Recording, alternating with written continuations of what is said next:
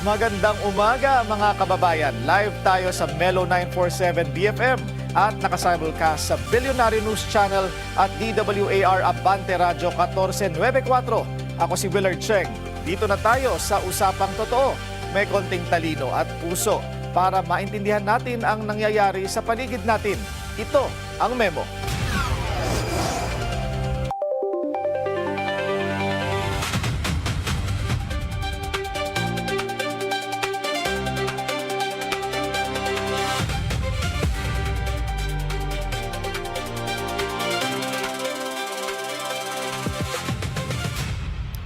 Iniimbestigahan na ng NBI ang insidente ng pagkalunod sa Dipakulaw, Aurora na ikinasawi ng dalawang student athletes ng Ateneo de Manila University na sina Rene Baterbonia at Divine Adili. Humiling naman ang kampo ni Baterbonia na maglabas ng Immigration Lookout Bulletin Order para kay Ateneo Head Coach Tab Baldwin. Mananagot kaya si Coach dito? Makakasama natin ngayong umaga Yusek Margaux Salcedo. Thank you for joining us this morning. Good morning, Willard. Thank you so much. Margaux na lang po. Margaux. Yes po. Margaux, yun pa rin ang laman ng headlines natin, ano? Yung pagkamatay ng dalawang student athletes ng Ateneo.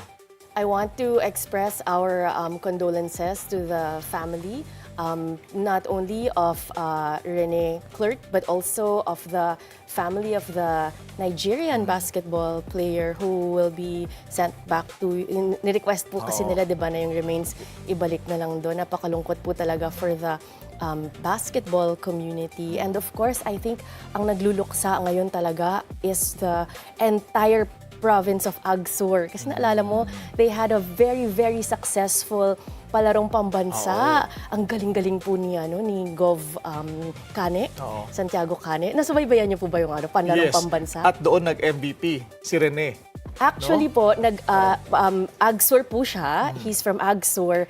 But I understand that naging MVP po siya dun sa nakaraang panlarong pambansa sa Lawag, sa Ilocos. Dun po sila nanalo. Dito sa last, parang silver po sila.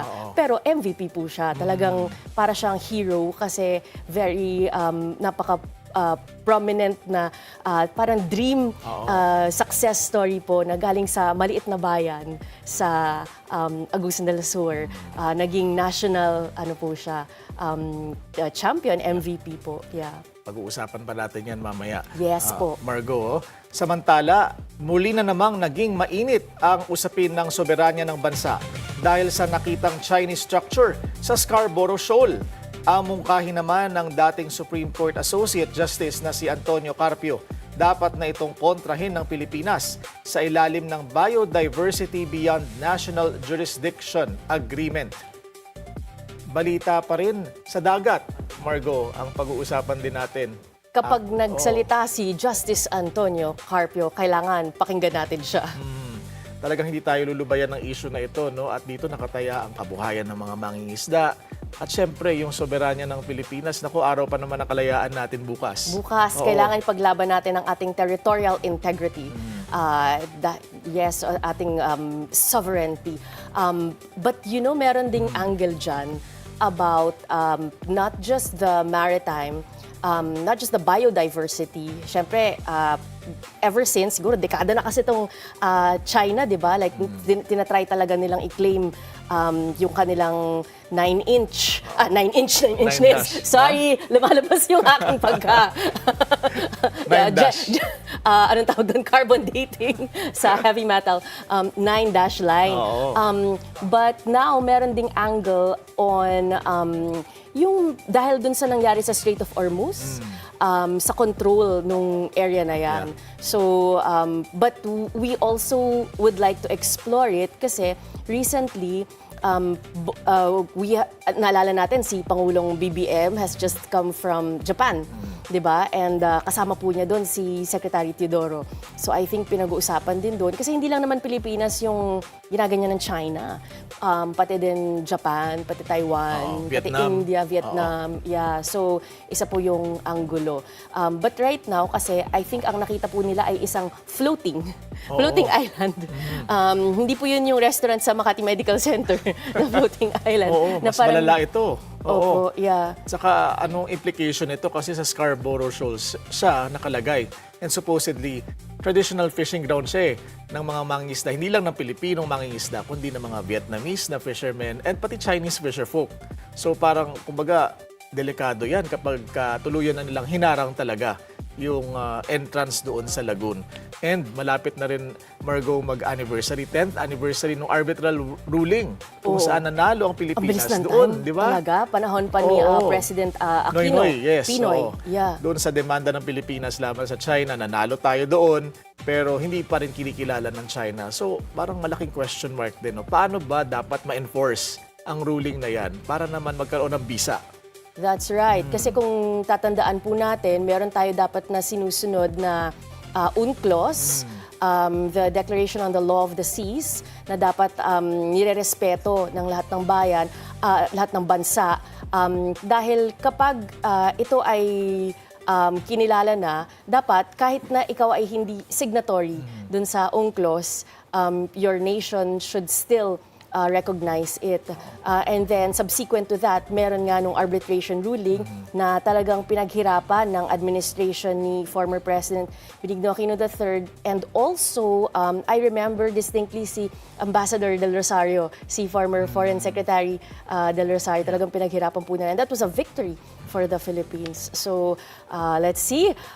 Sana po ay respetuhin tayo, pero alam mo, ano yan kapag merong para silang intruder sa property, kapag nakita talaga, napakayaman po kasi naman talaga ng Pilipinas. Marami talaga tayong natural resources na pwedeng negosyohan for economics. Sinong pulis ang tatawagin natin kapag may intruder sa dagat? Ano? Lahat ng yan, bubusisiin, lahat aalamin, lahat babalansihin dito sa Memo.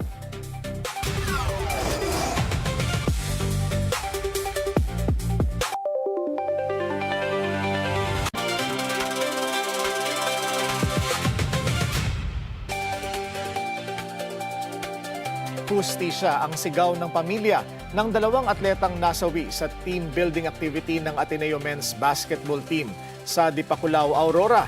Sina Rene Baterbonia at Divine Adili, mga batang atleta na pumunta doon para sana sa team building. Pero ang dapat sana'y training na uwi sa trahedya. Ayon sa Aurora Police, aksidente ang nangyari. Pero ang tanong ng marami, bakit dinala ang mga atleta sa open water training?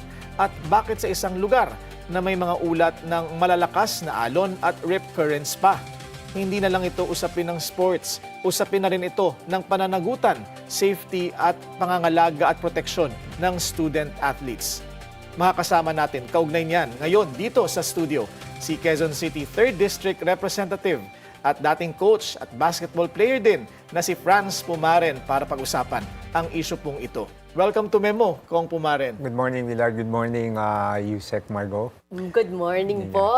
Magpa-fangirling po muna ako dahil si Coach ay coach ng LaSalle team at ako naman po ay Lasalista. Ako naman po ay Blue Eagles. kaya Hala, marami kayong papanagutan ngayon. kaya i-interrogate natin si Coach Franz ngayon. You know, Ateneo is under my district. Oo nga, 3rd district Yes. po Oo, siguro simulan ko po, Coach Franz. Nakukulangan ho ba kayo sa naging steps at aksyon ng Ateneo de Manila University? Kasi so far, mga written statements lang ang kanilang inilalabas, walang mention of any investigation or accountability at tanging pakikiramay lang sa pamilya ng nasawi, sir. Well, sa akin, we don't know yung backstory, no? If they're doing their own investigation or kung ano man ang ginagawa nila. But what's so frustrating right now, based on what I've been reading since yesterday, since last night, bago ako matulog, is si Coach Tab didn't even bother to call yung parents, at least to condole, explain his side or whatever. We should know, I've coached college basketball. I was once a student athlete. I coached college basketball for 16 years. And once you start recruiting players, ini-entrust yun ng parents yan . So ikaw magiging father figure niyan and everything. So yun lang at what bothers me because there's one incident that happened during my time as a coach in LaSalle. Meron akong Team B player. pag Team B kasi, may exhibition game, I don't normally handle yung Team B. It's one of my assistant coaches. Then, nagkaroon ng tragedy, nag-collapse isang player. Then, hindi umabot sa hospital. So, when I found out, I drove to Lasal and then informed ako ng school. That particular player was recruited from the States. So, ako, nag-recruit siya. So, I was the one personally who called the dad. And it was so hard on my part because while driving, talking to the dad, we were both crying. Tapos yung mami, nadidinig ko dun sa background, talagang hysterical. Yung first question ko, yung first thing na nga sinabi doon sa daddy na may nangyari, nag-collapse. Ang first sagot sa akin ng daddy, okay, so tumayo naman siya, okay na. Yung pala, may history pala siya na nagko-collapse na. So after that incident, naging lalo kaming stringent kami in terms of yung protocol, yung health issue, yung check-up and everything. Ang sabi po kasi nung mom is na may nag-text sa kanya, tapos hindi pa siya tinawagan agad. Kinailangan pa daw niyang tumawag para malaman kung ano po talaga yung situation. What can you say about that? Well, for me, again, as my experience as head coach for the last 16 years in terms of recruitment ng players from the province, overseas, I think the primary role kung may ganong insidente o aksidente or whatever, I think it should be the coach who will make a phone call or relay that bad news. May isa pa nga pong sinabi na yung labi daw, wala man lang sumama dun sa katawan papunta sa Arlington. Isa pa daw yun na masakit for the family. So, ang laki ng papel ng head coach, Coach Franz. Bukod doon sa, syempre, pag-commiserate sa pamilya, meron din ho ba siyang pananagutan sa nangyaring ito? Well, technically, probably, I think si attorney can expound on that. But basically, what's important kasi if you do those training or whatever activities outside the school or maybe kahit within the campus, ang primary concern mo is yung safety ng players. Ako, ang number one rule ko, if ever will go out of town, out of country training, I make sure things na I ask my players to do, hindi ko pagagawa sa sarili mong anak. Diba? Looking at the past interviews ng former Ateneo players, meron na palang incident na ganyan noong 2017 na meron ng muntik malunod. Okay, in that particular... Same coach po? Same coach then, okay. I know the player, I'm close to the family, so muntik malunod, na-save. So for me, that's a red flag already. And we have to understand, these players, kahit sabihin mo marunong mag-swimming, they're not trained to swim professionally, di ba? Kasi parang ang term nila is boot camp. Yeah, pero you have to understand, yung nagbo-boot camp ng mga military, alam nila, they will go sa open sea, kaya talaga nagte-training mag-swimming yan. So kahit waistline deep daw yung water, yung current open sea, tapos may habagat tayo. Dapat kinonsider pa rin yun Of course, we're talking about kay Rene, of course, we have to understand also yung foreign athlete, di ba? Nigerian, dumating yan dito, bata talaga. Kinausap mo yun, tapos uwi ng gano'n. Coach, sorry sige. po. Go ahead, Margaux. May isa po silang sinabi na usually for training in basketball, yung dun sa tubig, nakakatulong talaga siya for strength training. However, even yung NBA players daw, hindi daw po talaga nila yun pinapatrain sa open sea. Yes. Usually sa swimming pool. Yes. It's supposed to be a controlled environment because ako, I can be proud of, kami mga una nag-start ng aqua training sa Lasal We implemented that, 99, 2000. Pero lagi controlled environment, which is sa pool lang, tsaka mabababaw. And supervision, di ba? Napakahirap yung nangyari dahil based on the story, again, it's all based on the facts that I've been reading, na they were 300 meters away from yung safe zone na tinatawag niyong may-ari ng resort. So talagang hindi masyadong supervised. Walang lifeguard. Walang lifeguard. Kasi parang nagkaroon daw ng report ng lifeguard pero siguro dun sa rescue portion na. Yes. Hindi po yung while it was happening. So later siguro po we'll find out. Dapat silipin. Ano ang tingin niyo doon, Coach, sa sinasabi ngayon ng pulis na wala raw foul play na nakita? Pero is it enough to absolve anyone from the staff or management of the university? Well, tama naman, attorney. Tama naman walang foul play. But yung with regards to the, nangyayari, ano yan eh, ang talagang may panagutan, ano yan eh, command responsibility. Yung coach or maybe coaching staff or whoever, they were the ones who chose that place eh. And kagaya nga sinasabi ko, I think it was 2017, meron ng Montek eh. Dapat that should have been an eye-opener eh. Parang doon pa lang, dapat tinigil na nila at the very least, yung ganong klaseng open Tsaka water I think, training. kung nakita nyo ba yung video na lumabas kagabi? You know, it's so heartbreaking watching that video. Yung video po kagabi, nasa radio daw po tayo, so dun sa mga tagapakinig may lumabas po mong video kagabi, yung pinaka-drone video ng rescue operations. At dito po talaga nakita yung pagkahanap po nila sa katawan ni Rene. Ngayon, dun po, makikita po natin kung gaano kalakas yung alon. Actually, hindi na nga rescue, retrieval operation na yun eh. Because that time talagang wala na, lifeless na yung body. Interesting, there were 4 of them. 2 daw na rescue, 2 po nasawi. So, Well, can you siguro, comment no, because of the current, siguro sila yung talagang tinamaan ng current, so sila yung nadala eh, di ba? But ako, I really can feel yung frustration, yung galit ng parents, di ba?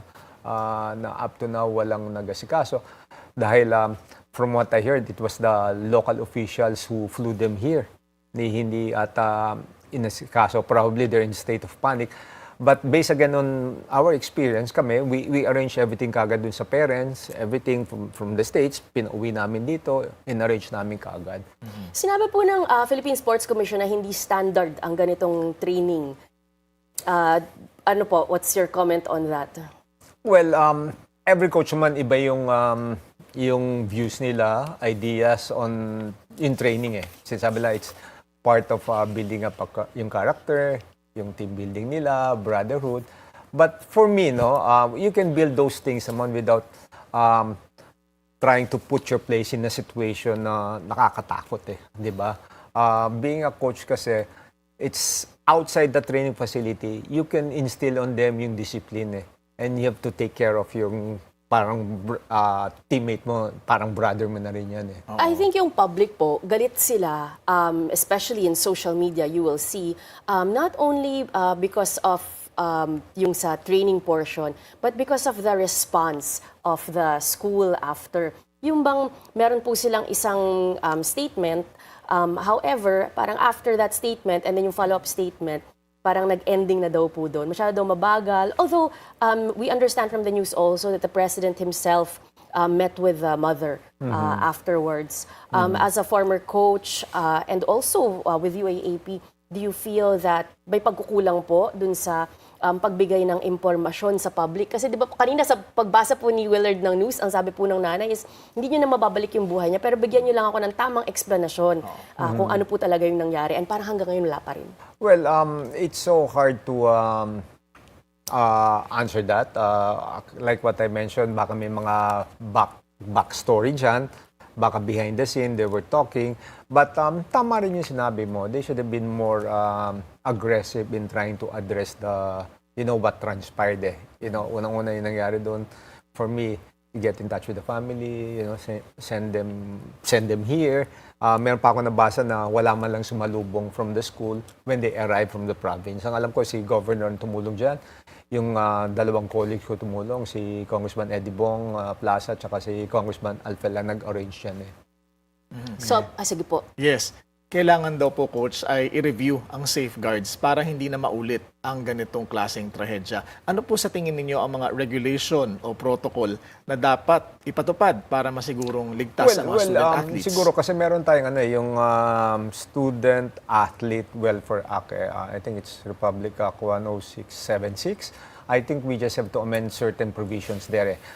First of all, yung audit ng pag-audit ng the way they train the players, yung safety protocols, yung pag maganyan to travel, they have to make sure na all bases covered, may first aid, may doctor kayo, and everything. Parang, I don't know if you remember, meron din nangyari ganyan. Sa school naman, parang nagkaroon ng field trip. May disgrasya din, di ba? So dapat those things, we have to strengthen it eh. Oo. Hindi yung pag may nangyari, tsaka tayo Tsaka tayo kikilos. Sabi po ng oo. mommy, wala man lang daw siyang, wala daw abiso sa kanya na magkakaroon ng swimming. Kasi kung ganun daw, tatanungin daw po sana niya yung anak niya kung okay ba yun sa kanya. Pero wala daw mention or anything, parang nagulat na lang siya. Alam lang niya na may team building sa Aurora, pero hindi sa kanya sinabi na magkakaroon ng ganung klaseng training. Yes. I heard nga, sinasabi nga niya marunong mag-swimming yung anak niya. But marunong, pero hindi yung ganong ka-professional na sa ganong scenario, ganon open sea na malakas ng current eh. In fact, may existing policy po ang Commission on Higher Education at pwede natin pong ipakita sa screen yung Memorandum Order number 63, Series of 2017. Diyan inisa-isa ho yung mga requirements Bago lumabas. sa higher education institution bago po sila lumabas para sa kanilang mga off-campus activities. Kasama na dyan yung kailangan relevant ba yung activity sa kanilang curriculum or in this case, extra curriculum activity. Dapat may personnel in charge na may first aid at medical emergency training. Dapat may coordination sa mga LGU na pupuntahan. May insurance ba yung mga lumahok? Meron bang written parental consent? May ginawa bang consultation sa mga estudyante at stakeholders? May announcement requirement pa 1 month or 2 months before the scheduled activity. Kaya lang may loophole po dito eh. Kapag ka-independent or autonomous daw ang isang university, may exemption. Hindi na sila required magbigay ng certificate of compliance or compliance report. Certificate of compliance pwede na. Pero ang sinasabi din, isa pang exemption ay kahit hindi na raw mag-submit ng report kapag non-academic or hindi bahagi ng curriculum activity, ipopost na lang daw sa conspicuous place ng university or sa website for transparency. Well, I think normally they go around yung mga provisions na yan eh. They ask permission probably from the school o yung sports director and everything. So, probably yun ang nagiging basis nila na pinayagan sila. Dahil syempre, pag mag-out of town ka, magti-team building everything, you will be asking for financial help eh. So the only way is you have to justify bakit ka aalis. So I think that's the thing na ginawa nila is nagpaalam siguro sa school o sa sports office nila. Coach, yung coach ba nila sa Ateneo na responsible for this, dapat ba ay i-ban na siya for life sa pagiging coach? Siguro dapat hindi na siya pwede maging coach. Well, I think yung public, they want that. But syempre, we have to give him due process. Maybe because he being an American, a foreigner, iba yung kultura nila. The way they push yung players nila probably in another country. Dito sa atin, hindi eh. Diba? Iba yung ina-apply eh. Kasi nga, ang term nga nila dyan is boot camp eh. So talagang parang military training yung ginagawa nila dyan eh. So yung Ateneo po, dapat po ba ay yan ang gawin nila ngayon? Well, I think they should, after all the investigation, I think they have to decide on the fate of Coach Tab. Meron akong sinasabi na kailangan i-suspended yung Ateneo basketball team. I think naman, for me, it's unfair naman doon sa mga players. Hindi din naman nila kasalanan. They were just following, di ba? Sila yung sumusunod na punta tayo dito, magti-team building tayo. Every athlete, I'm speaking about being a student athlete before and a coach. Di ba, dream nila to eh. Why penalize the players? Probably penalize those people responsible for that type of training na ginawa. Short-term and long-term coach, ano po ang dapat gawin ng Ateneo para sa pamilya na naiwan ng dalawang nasawi na student athletes? Well, syempre, of course, sinabi nila nakikirami na sa pamilya and everything.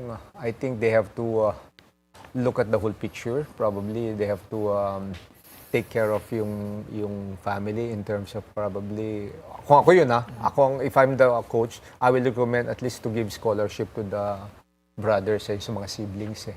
Diba? Dahil, Naku, kung pupunta pa silang Ateneo. not necessarily Ateneo, but kahit sa province, tulungan nila mag-aral doon sa province and everything. And, at least to give just compensation then. you have to consider not just what happened now in terms of yung compensation po kasi dun sa family, but what he could have earned in the future. Yes, and brought to the family. Kasi paulit-ulit po si Rene na ginagawa niya to para sa kanyang pamilya, hindi lang para sa kanya, di ba? Tutuparin natin ang pangarap natin. Always in the yung perspective niya is always to help his family. Ganun po sila eh. Sila sa hirap. Ang sakit Actually, talaga. hindi lang naman dito sa atin yan. Even, overseas, yung mga players abroad sa States, that's their, sorry to say, but that's their meal ticket eh. Para magkaroon sila ng, better life, better, yung tulong. So, they really work hard for that. Of course, aside, just like me when I was playing, gusto ko maglaro ng high school, laro ko ng college, laro ko ng professional. But at the back of your mind, this is a career path for everybody that can help your family, di ba? Naiiyak ako kasi alam mo na, alala ko talaga yung nabasa ko na yung pangarap niya to, tapos kasama yung picture pa na yun na very prominent, yung paalis siya, tapos niyakap niya yung nanay niya. And I've seen the kid. He can really play. He has a good future. He has the size. He has the ability. Kaya talagang pro-potential siya. Yung kagaya yung sinasabi mo, yung potential livelihood, earnings niya, I don't know kung anong sa batas natin yan, but there's certain just compensation dyan. May ano po yun may computation, Yes. kung ano pa yung value ng buhay mo. Pero bukod po doon, sabi po niya na, parang pangarap daw po niya na, may uwi, siguro hindi lang UAAP MVP, kundi pati PBA MVP, di ba po? Yes, Ang nakakalungkot talaga. Meron siya talagang potential. I've seen the kid talaga may potential siya to become a star player. Si Divine po, dun po naman sa Nigeria. Yun, Ano din po nga yung- sinasabi ko, kagaya ng mga Nigerians, mga Africans, because ako, nagkaroon ako ng mga imports din, di ba? You get those kids talagang bata, 17, 18 years old eh. So, same thing din, in-entrust yun ng parents, you'll be the father figure as a coach, na you have to protect the interest of the kid, di ba? Ako, laging ang rule of thumb ko, I wouldn't let my kids do things that will endanger them. So, ina-apply ko sa mga players ko yun. Baka si Coach Tab pa nga mismo ang nanood ng mga games di ba, ni Rene. At personally nag-scout ng talent. That's di ba? normally the role of the head coach. Talaga you have to go there, talk to the parents. Ayun ang frustration yung parents nila, yung mami niya. No? Sinasabi nga, nung kinukuha mo yan ako, nakipag-usap ka, ngayon hindi ka nakipag-usap. He has reasons or what. But even though, you have to reach out. Diba? Coach, kanina nabanggit nyo na baka too much naman kung hindi napayagan ang the rest of the team to play sa upcoming season. Pero yung Ateneo Blue Eagles as a team or even the school, kailangan ho bang masuspend sa UAAP at one point dahil sa nangyari? That's a very hard question, no? Kagaya nga ng sinasabi ko, hindi naman kasalanan ng bata. Depende na lang magiging desisyon ng UAAP board, PSC, kung ano magiging desisyon nila dyan eh. This is just unfortunate na may nangyari. Wala namang may gusto mangyaring ganyan eh. But of course, we leave it up to them. They have to weigh things. But kung ako ang student na athlete, it's hard for them. You train so hard. You went to that school thinking that you can play in the UAAP. May mga ibang choices ka, di ba? May mga options ka, di ba? I know that the public clamor is to suspend Ateneo. Maybe they just have to weigh things kung how they manage it, how did they respond to the incident, di ba? What will be the new option, the new thing for them, di ba? They have to justify everything. There's two ways to look at it siguro. Like for the student athletes, one is manindigan sila. Hindi kami maglalaro dahil nakikiisa kami, galit kami dito. But then on the other hand, they could also take it positively and like really do their best and make the win for Rene. Di ba? Parang papanalo namin to para kay Rene Clerc. Di ba? Parang ganun. Coach Franz, in terms of legislation naman po, ano po yung gusto ninyong makitang pagbabago? Perhaps institutionalize those requirements of CHED sa kanilang policy, sa requirements nila sa mga schools, pagdating sa mga off-campus activities, and maybe remove the exemptions. I think we can really adapt that. We can incorporate that in the Student Welfare Act, yung Republic Act 10676. Kasi naka-state lang doon sa Republic Act na yun, sa batas natin yun, is yung to protect yung amateurism ng mga bata, to make sure na yung grades nila is talagang hindi napapabayaan, yung school nila hindi napapabayaan. Now, we can incorporate those things na yung safety protocols that they have to inform, they have to justify, they have to audit. Coaches should go through accreditation. When they travel, there should be a medical team, trainer, or whatever. So, all bases covered. Oh, to follow up on that, siguro dapat ipagbawal na lang yung open sea training for basketball players. Kasi kung ano sabi nung nanay, hindi naman swimming yung pinasok mo, basketball. Well, for me, no, kahit siguro ipagbawal, wala nang gagawa na yan. It's a learning experience and a very sad learning experience for everybody. Ipakita din natin po yung statement ng Commission on Higher Education na nagsasagawa na rin ng parallel investigation. Coach, ano ho ang inaasahan ninyong lumabas dito sa ginagawang investigation ng CHED? Well, of course, titignan natin diyan kung ipe-penalize yung school for allowing them. Kagaya yung sinabi nga natin, yung provision ng CHED is very clear. And I think they will review all the policies of the school. And kami in Congress, I think several of my colleagues already filed a resolution calling for investigation, which basically will, I think, end up with the Youth and Sports, which is I'm a member, but is Higher Education, which I'm a member of that committee. So I guess it will go through that process to really thoroughly investigate everything. Ito tanong para kay Yusek Margaux. As a lawyer, tingin niyo ho ba pasok ang nangyari sa definition ng hazing at applicable ba to yung anti-hazing law dito sa particular incident na to? I don't know if we can go to the anti-hazing law because the police, di ba, na dun sa kanilang accident sa report, were saying na wala namang marks. Although initially, merong nagsabi, I think it was the mom, who said na may nakita daw siyang marks dun sa likod. Yung pinaka-findings as per yesterday is that wala naman pong marks dun sa legs, wala din pong marks sa body.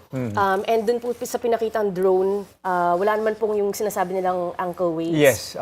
So I think po, hindi po siya pasok sa hazing po. Kaya important talaga is to really have a thorough investigation. Kasi muna lumabas, may ankle weights daw and everything, yung pala wala naman. So kailangan talagang, like sinasabi tayo, masusing investigation para malaman talaga yung katotohanan. Just to be, so that everybody will know, the parents will know what really transpired. And kung ano man yung pagkakamali, talaga may mali, hindi pala pagkakamali, is makorek na. And it will never happen again. You know, just reading it, I think I was one of the very first who came out with the statement. Because yung kahit na ako nasa congressman na rin, iba pa rin yung ko sa basketball student athlete. I grew up Yes. yung talagang that's my dream yung training individuals Ayun ang happiness ng coach to see your players succeed in the next level And alam Ayun yung din, priceless. Oo. And alam din ni Coach, I'm sure, yung pressure na nanggagaling sa university community, lalo na sa alumni community, for the team to succeed. No? Yes, Kaya siguro they Kaya go to these really great lengths. they really push the players to excel. Well, hindi lang naman sa atin yun, even sa other countries talagang yung pressure is there. But it's like what I always tell my player, you know, in life there's always pressure. It's how you handle pressure. Yun ang Yes po. importante. Speaking of that, napakalaki ng cultural at commercial impact ng basketball sa Pilipinas. Panahon na po ba para bigyang diin ng mas malinaw at mas matibay na proteksyon ng ating student athletes katulad ng protections na mayroon ang professional athletes? Well, I think it's about time to review everything. This is an eye-opener for the schools, for the amateurs, even yung ibang liga, that they should protect the interest of the players, yung health-wise and yung safety ng players. Thank you so much, Coach. Thank you, and of course, our hearts go out to the families of the deceased. And I mean, his dreams and the dreams of the family were cut short. But you know, at the end of the day, it was his time. So let's just all pray for them po. And learn the lessons from this incident. At sana makamit ang hustisya. Maraming salamat po sa inyong oras, Thank you very Quezon much. City Representative and Coach Franz Pumaren. Mabuhay po kayo. Thank you very much. Manatiling nakatutok. Magbabalik ang Memo.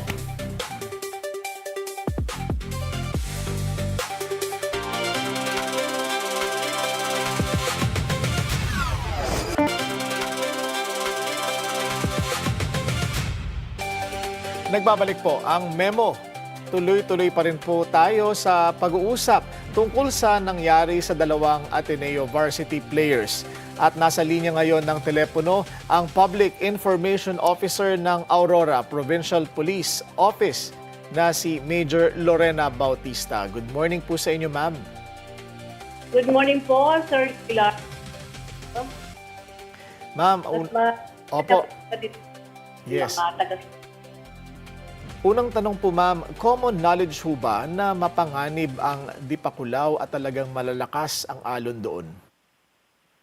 Hindi naman po panganib na sa po ay may mga aktibidad at agad ay kailangan lang doubling. Major Bautista, sorry, ayusin lang po natin ang linya natin at nagbe-break po sila. Pwede po natin siguro kayong balikan maya-maya lamang para sa mahalagang pag-uusap na ito.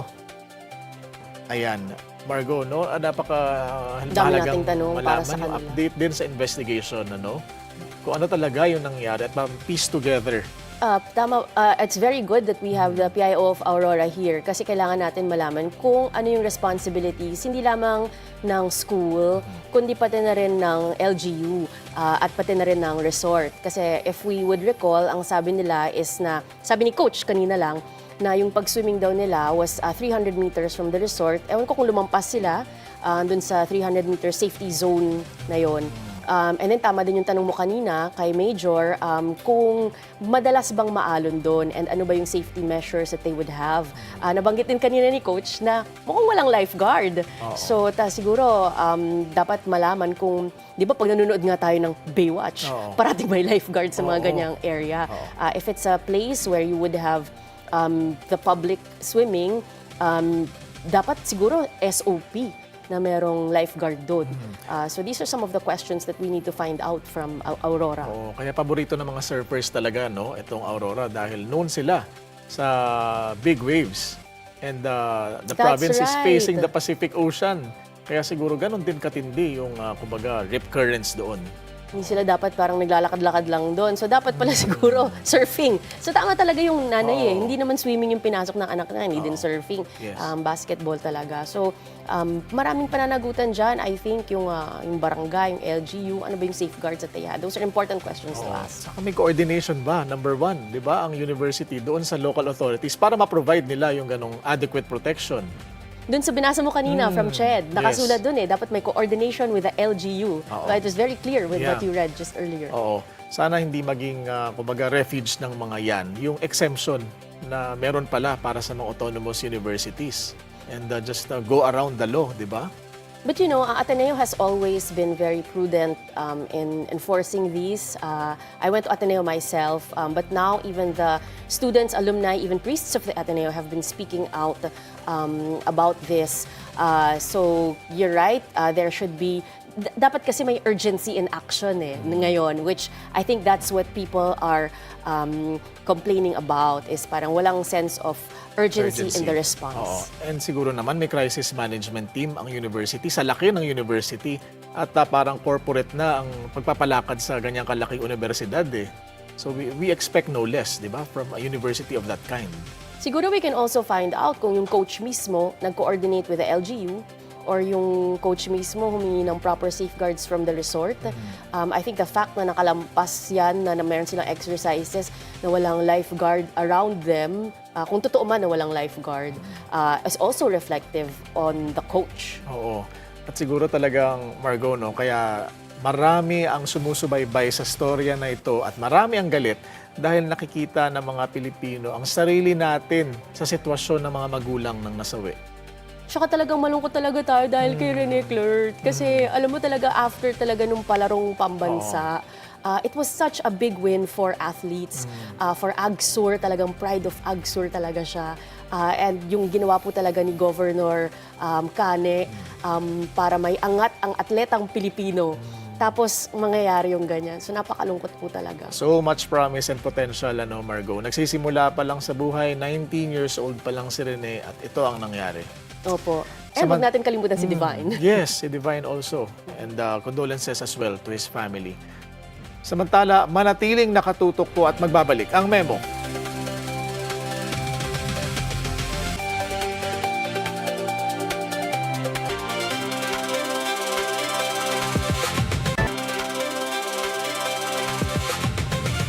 Nagbabalik po ang Memo at makakasama natin ngayon ang Public Information Officer ng Aurora Police Provincial Office, Major Lorena Bautista. Good morning po sa inyo muli, Major. Good morning, Sir Willard, Ma'am Margaux, at sa ating po mga taga-subaybay. Ma'am, first question po muli. Common knowledge ho ba na mapanganib ang dipakulaw pagdating sa mga alon at overall, kumbaga, terrain ng lugar? Base po sa datos na ating nakuha, ang nakaraang insidente, ito nga po nitong June 8, ito pa lang yung naitala na insidente na pagkalunod dito po sa bayan ng Dipakulaw, particular po sa Barangay Dipli. Ma'am, may mga warning signs o markers ba sa lugar na nagsasaad na delikado ang bahaging iyon ng dagat? At kasi sinabi po kanina, wala daw lifeguard. So baka naman po merong signs or markers. Meron pong mga markers dun sa lugar ng insidente at meron din pong naka-duty na lifeguard nung time na nangyari po ang insidente. Ilan po yung lifeguard na on duty po? Isa po. Okay po. At gaano katagal bago narespondehan ng emergency nang mapansing nawawala ang dalawang manlalaro? Kasi sinabi po nila parang 2:40 tapos 30 minutes later, parang nahanap po sila pero wala na po. Sa timeline po na sinumito po na report mula sa Dipakulaw Police Station po, 2:40 nga po nangyari yung insidente. 2:50 ayon po doon sa salaysay ng ating lifeguard ay nagresponde siya dun sa insidente. At 3:04, nakatawag naman ng tawag ang MDRRMO ng Dipakulaw kaugnay ng insidente at dumating sila sa lugar ng pinangyarihan, ganap na 3:10 ng hapon. And then 3:15 naman po, nakatanggap naman ng tawag mula sa ang Dipakulaw, ang Dipakulaw Police Station na nakarating naman po ang ating kapulisan, ganap na 3:25. So na-recover po ang katawan ni Rene, ganap na 3:35 p.m. At ang katawan naman ni Divine ay na-recover ganap na 3:45 p.m. So agad po silang dinala sa hospital, Aurora Memorial Hospital, Barangay Reserva, sa Baler, Aurora at binigyan ng kaukulang lunas, subalit kasamang palad ay sila po ay inanunsyo ng doktor na wala ng buhay. So sa pagsusuma po natin, mula na naganap ang insidente at sa pagka-recover ng kanyang katawan, lumalabas na si Rene ay na-recover less than an hour na po. While si Divine ay na-recover 1 hour and 5 minutes to be exact. Okay. Sa ganitong sitwasyon, ma'am, meron ho bang umiiral na safety protocol sa mga grupong nagsasagawa ng team building activities doon sa beach na iyon? Hindi po natin masasabi ang masasagot ang katanungan na yan, sir, kasi ayon po naman sa Dipakulaw Police Station ay hindi naman nag-coordinate sa kanila bago isagawa ang nasabing aktibidad. So walang coordination po ang university sa local authorities, ma'am? Sa police po, sa police. Sa police. Pero pagdating Dipakulaw Police. Oho. Pero na-imbestigahan nyo na ho ba kung may coordination sa local authorities, sa local government in particular? Hindi ko po masagot kung merong personal na pakikipag-ugnayan po sa local authorities katulad po ng local na pamahalaan ng Dipakulaw at sa ating Coast Guard. Paugnay sa kanilang gagawin na activities. Pero kasalukuyan po ng ating pulis ay nag-iimbestiga sa mga bagay na po. Ma'am, isa po sa mga lumabas nung una ay mayroon daw mga pasa-pasa si Rene at may lumutang pa na balita na baka meron daw ankle weight. Pero nailinaw na naman po ng polis kahapon na walang mga ankle weight at wala ding pasa na nakita sa katawan niya. Ano po ang mga pangunahing ebidensyang naging basehan para sabihin ng pulisya na walang foul play sa insidente? Ayon po sa salaysay ng ating mga responders, pati po ng ating lifeguard na nag-responde din sa insidente, ay wala po silang nakita na ankle weights na naka-attach sa kanilang mga katawan. Gayun din ay walang silang nakita na pasa o galos nung sila ay ma-recover. At ito po ay pinagbasehan din namin, pinatunayan, inayunan po ng postmortem examination na isinagawa ng ating National Bureau of Investigation. Sisilipin din ho ba ng pulisya, ma'am, kung may posibleng negligence o lapses sa mga safety measures dito sa nangyari? Yes sir, kasama po iyon sa tinitingnan na anggulo. Kung mayroong negligence on the part po ng organizers, pati po sa resort owner, kung ano po ang kanilang mga pagkukulang sa naganap na incident. Siguro po hindi lamang ito yung team building session na nagaganap dyan kasi napakaganda naman po kasi talaga ng Aurora, lalo na ang Baler. Sikat na sikat po talaga siya para sa mga out-of-town team building activities. May nakikita po ba kayong mga pangangailangan para sa karagdagang regulasyon sa mga team building activities sa mga beach sa Aurora? Or dapat ba dagdagan natin yung mga lifeguards? Ano po ba yung mga nakikita nyo dapat nating safety measures pa na dapat gawin po? Ang nasabi pong pangyayari ay isa pong eye-opener para sa aming mga kapulisan. Doon din po sa ating lokal na pamahalaan ng Aurora. Kaugnayan sa kung ano pa ang mga aring gawin, programa o mga polisiya na ipapatupad. At ito po ay pag-uusapan sa mga susunod po na araw pagka natapos na po ang ating investigation. Ma'am, di ho ba kapag ganyang nasa dagat, mayroong mga, kumbaga, oras na hindi pwede ang anumang activity?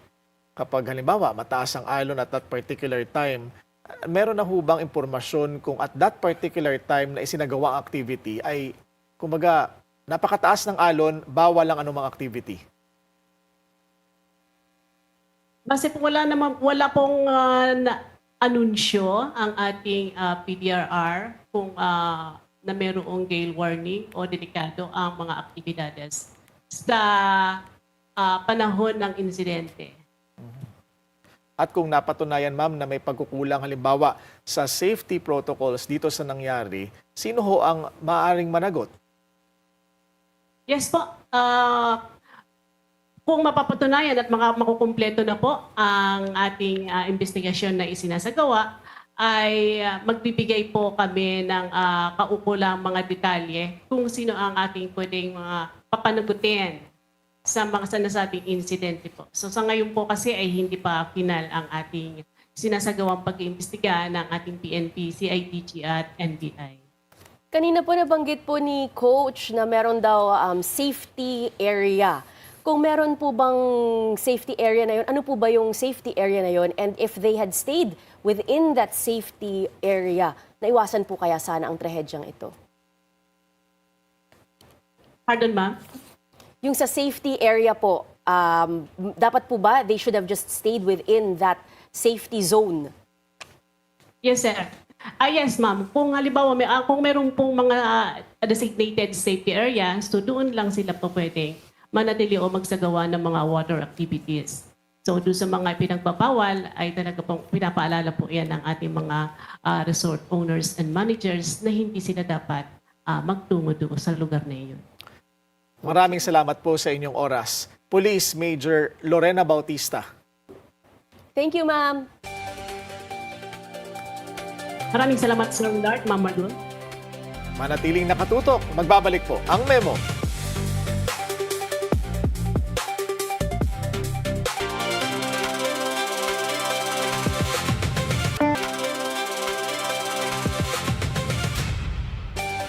Nagbabalik po ang Memo. Bukod sa agawan ng Senate Presidency, mayroon ding mas malaking agawan na nagaganap sa ating katubigan. Parang agawan-based na ata ito kung saan tila binabakuran tayo ng China. The situation in the East China Sea and the South China Sea is generally stable. There is no issue whatsoever regarding the freedom of navigation and overflight enjoyed by countries under international law. Certain countries should stop meddling in maritime affairs in China's neighborhood and earnestly respect regional countries' efforts to safeguard peace and stability. Those who attempt to patch up small groupings, hype up tensions and stoke confrontation will find no support. Bumuelta naman si Secretary of National Defense Gilberto Teodoro na obligasyon ng Pilipinas na ipagtanggol ang sarili nitong interes laban sa mga nagnanais kumubra sa teritoryo nito. Our archipelagic waters are at the heart of busy and vital maritime trade routes that link the Indian and Pacific Oceans, making them indispensable to Southeast Asia and the Indo-Pacific. Hence, the Philippines is well placed to safeguard maritime liberty and the legal and physical infrastructure that enables the world to sail, to trade, and to prosper.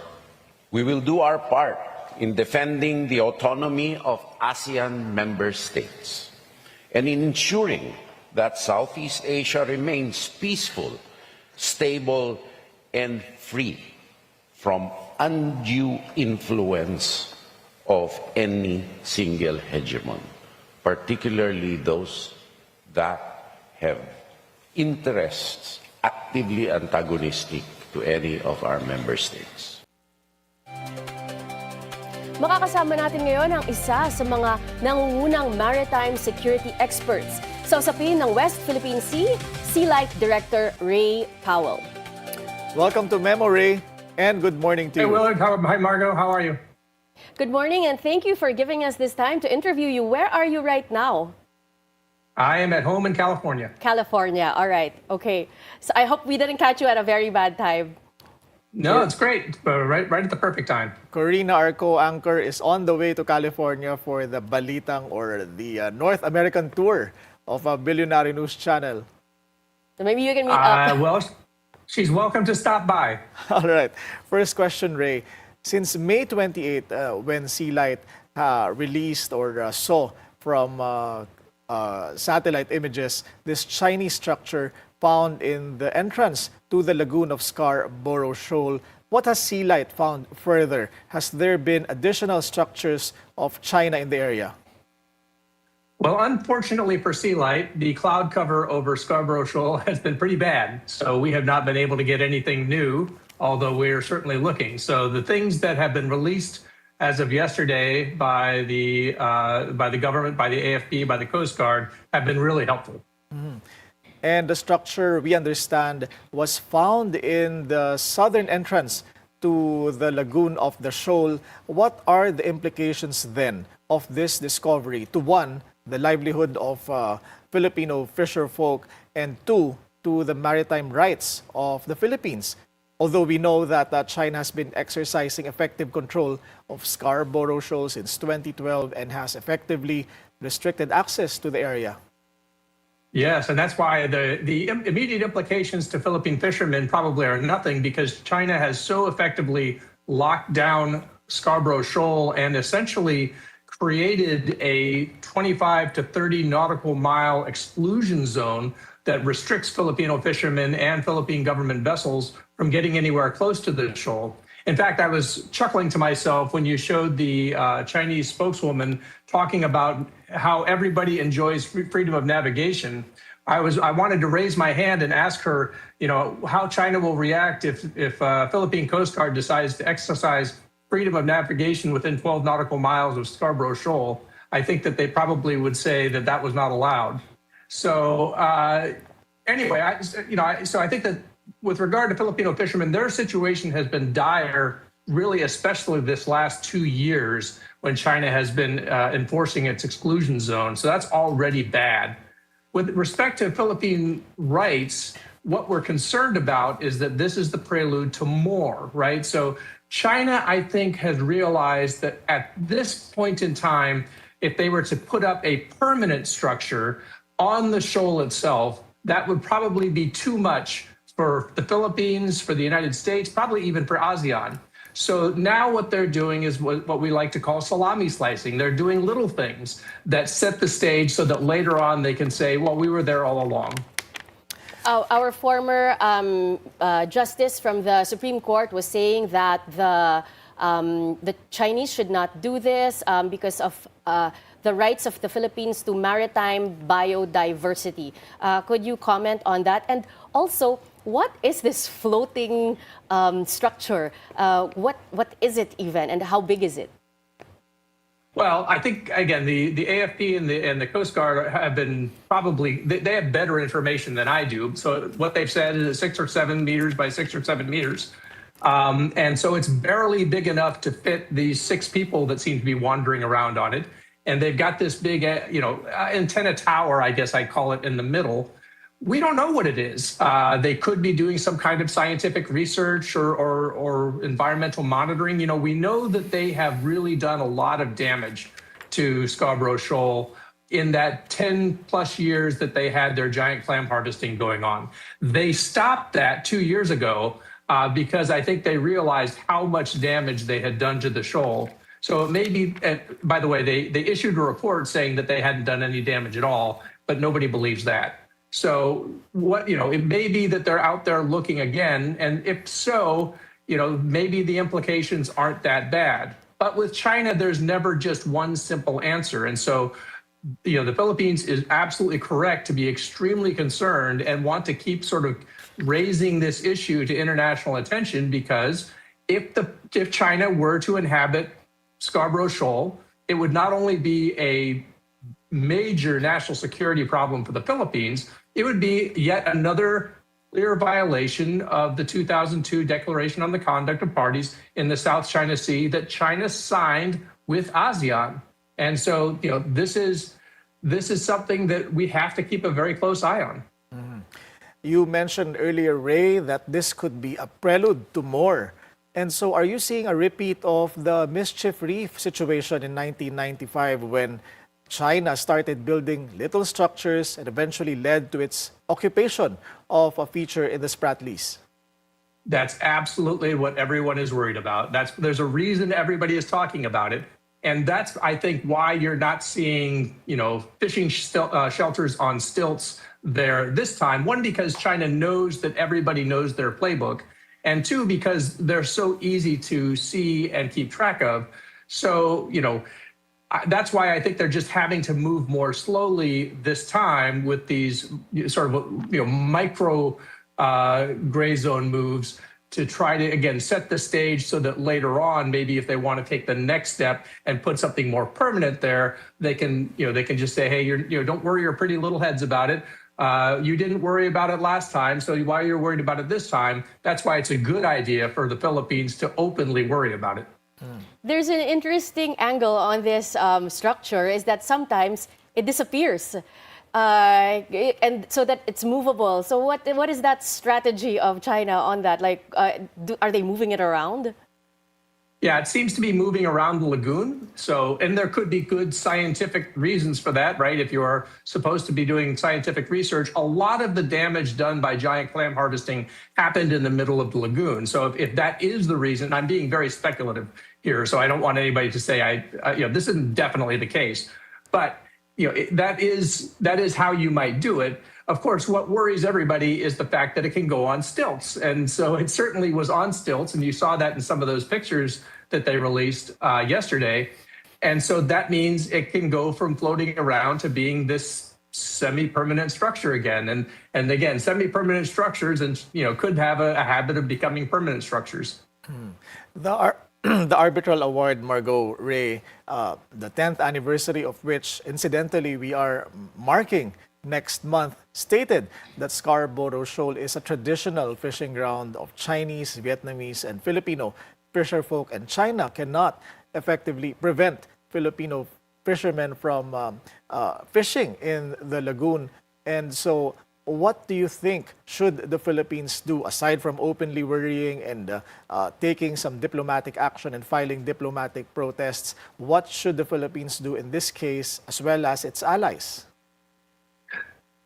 Well, okay, so first of all, the world is aware that the arbitral tribunal ruled against China in this matter, but in so many other cases, right? So it is correct and right and important for the Philippines to continue to stand on the right ruling that the tribunal took. And so, you know, it has to be a multifaceted strategy, right? So there's the legal strategy, there is an information strategy, there is a military and civil law enforcement strategy. So the Philippines, I think, is doing almost all it can in terms of, so for example, what it's done over the last several days with constantly going out there, flying over the shoal, taking pictures, braving the pushback from the China Coast Guard and the Chinese Navy, all of these forces sort of arrayed against it. It's the right thing to do because you have to let the world know that the Philippines has not surrendered its rights that were given to it under international law and its historical rights. So if the Philippines were ever to stop doing that, then China would simply say, see, you agree. It's a done deal. And it will become a fait accompli. So that's all correct. What you also see the Philippines do, that's also correct, is building capacity. The Philippines, I think, has come to the realization that as a maritime archipelagic nation, it needs to have a Navy and an Air Force and a Coast Guard that is worthy of an archipelagic nation. And unfortunately, over the years, it became very focused on fighting terrorism and all the things that were a problem before. That was legitimate. But now that the primary problem is an extremely aggressive, extremely large neighbor that is going to try to push the Philippines out of the West Philippine Sea. You're right. There is no way to go ahead. Recently, there have been talks with our neighboring countries, Japan. We've also received supposedly support from the United States. And also it has been observed that the Philippines has been in every international conference that it has attended, made statements asserting our rights to the West Philippine Sea. However, do you think that we have been quite soft in our approach in spite of making these statements? I mean, what else can we do to throw them out of there? Or what strategies should we do? You mentioned building our capacity, but is there anything else that we can do to be more firm and aggressive in making that statement? Look, I am the last person in the world to criticize the Philippines for being soft. Look, there is, I think, no country, certainly no country in the Southeast Asia who has done more to stand up for its rights than the Philippines. And honestly, I am in great admiration of what the Philippines has done over the last few years to really take a stand. And so, of course, the other things you see now the Philippines do is draw nearer to other countries who are like-minded. And that includes Japan, and it even includes Taiwan, even though nobody would like to say so.